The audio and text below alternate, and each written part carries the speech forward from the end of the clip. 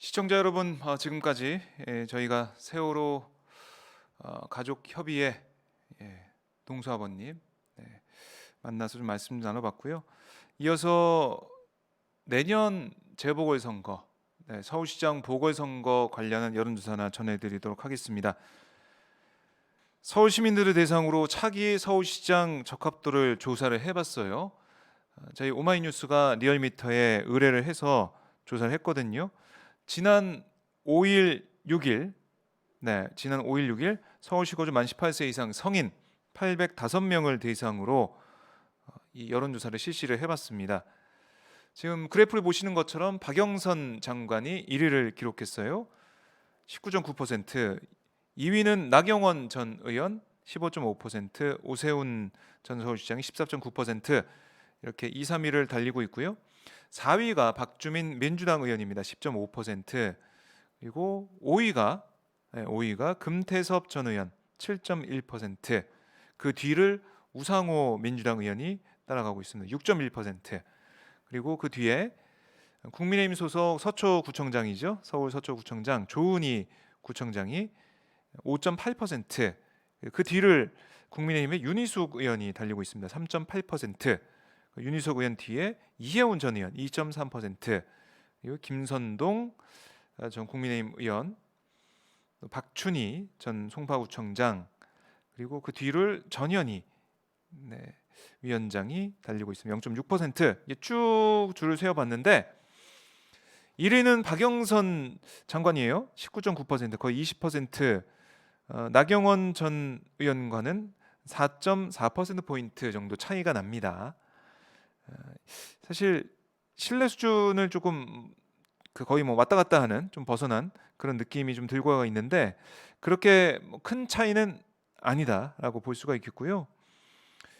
최근 주요 선거를 보면 여권 후보들이 다 승리를 했는데 이것만 놓고 보면 글쎄요, 민주당 후보가 압승을 할 거다라는 생각은 아직까지는 안 드는 그런 여론조사 결과입니다. 그리고 또 어떤 결과가 있었냐면 서울시장 적합도를 보면 범진보 여권 후보를 지지한 사람이 37.1%, 범보수 야권 후보를 지지한 사람들 51.3%, 잘 모르겠다가 11.7%예요. 범보수 야권 후보가 좀 높죠? 한 14%포인트 정도 차이가 납니다. 그만큼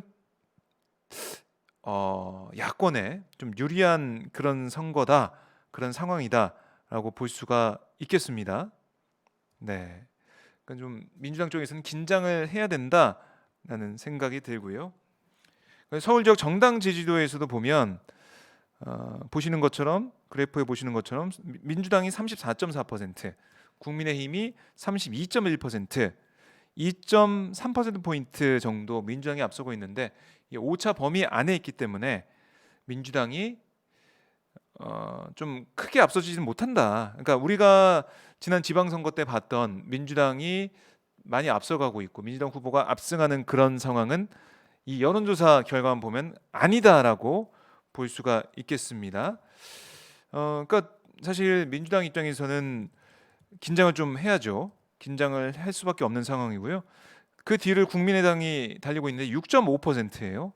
차이가 많이 나죠. 그 뒤를 또 정의당이 5.2%, 그리고 열린민주당이 4.9% 이렇게 가고 있는데, 그러니까 여야 양당, 그러니까 여당과 제1야당인 국민의힘 거의 1, 2위를 크게 앞서고 가면서 1, 2위를 달리고 있다. 근데 그 차이는 크지가 않다라고 보시면 되겠습니다. 정당 지지도가 차이가 크지 않고, 근데 서울시장 적합도 같은 경우는 범보수 야권 후보가 좀 앞서고 있어서요. 이런 것들 민주당 입장에서는 긴장할 수밖에 없다라고 볼 수가 있고, 범야권 주자 총합이 51.3%, 과반이기 때문에 이거는 좀 야권 입장에서는 긴장을 좀 해야 되는 그런 상황이다. 그렇게 좀 볼 수가 있겠습니다. 그리고 다시 한번 저희가 서울시장 여야 후보 적합도로 다시 또 올라가 보면요, 박영선 장관이 아직 장관직에서 물러나진 않았습니다. 네,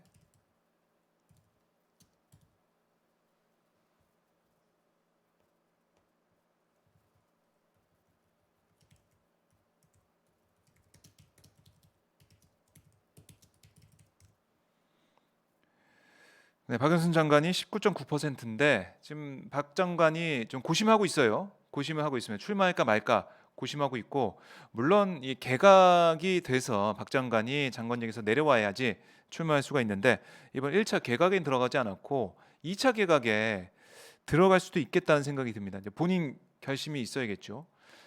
이게 그런 게 있죠. 이게 재보선 내년 이제 보궐선거를 통해서 서울시장이 된다고 해도 불과 1년 정도 있으면 다시 또 선거를 치러야 되거든요.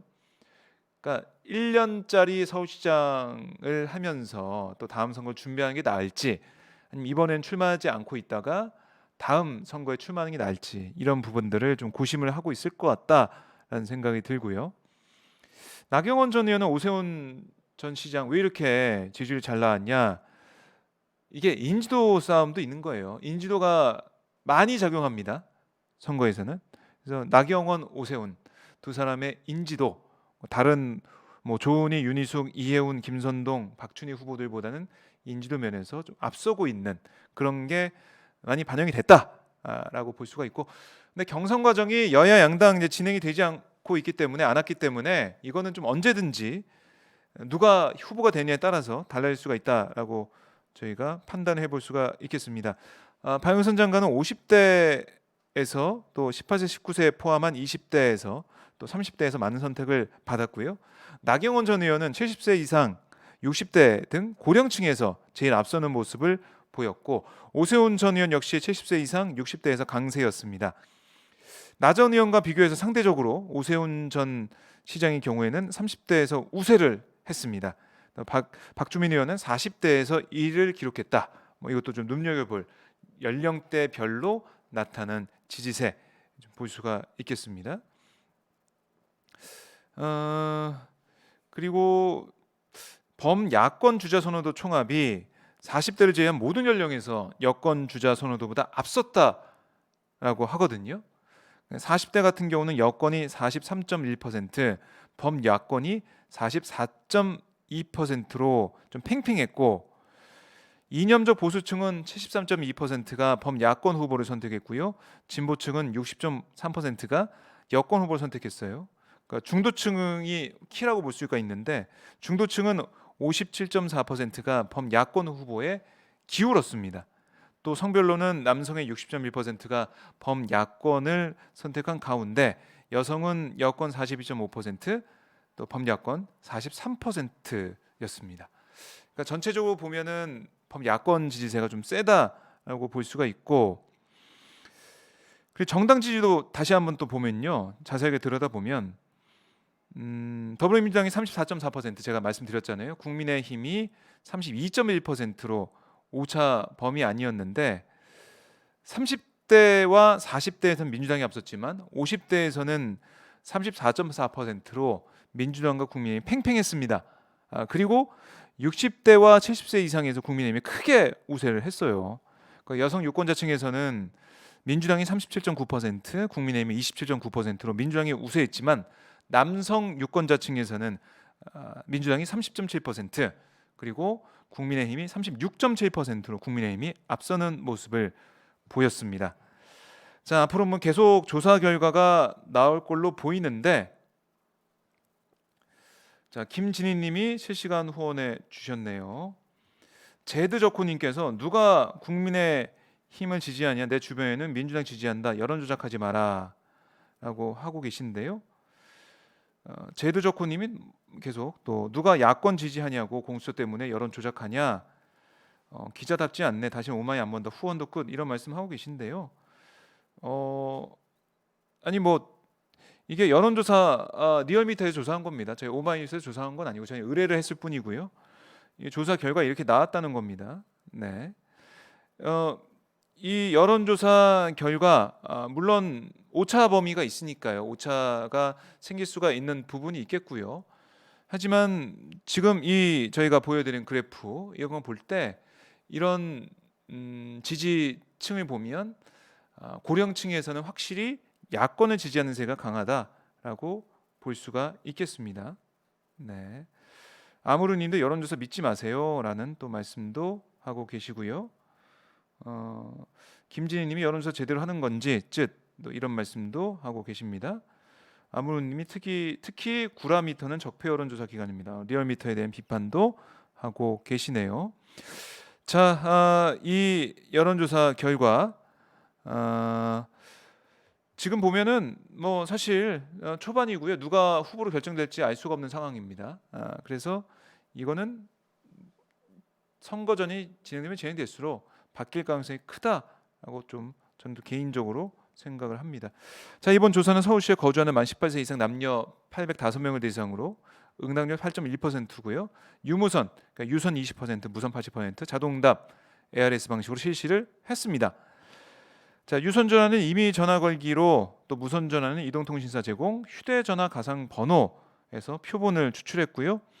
2020년 11월 행정안전부 이 주민등록 인구통계 기준 성연령 지역별 인구비례에 따른 가중치를 적용해서 통계를 보정했고, 표본 오차는 95% 신뢰 수준의 플러스 마이너스 3.5% 포인트입니다.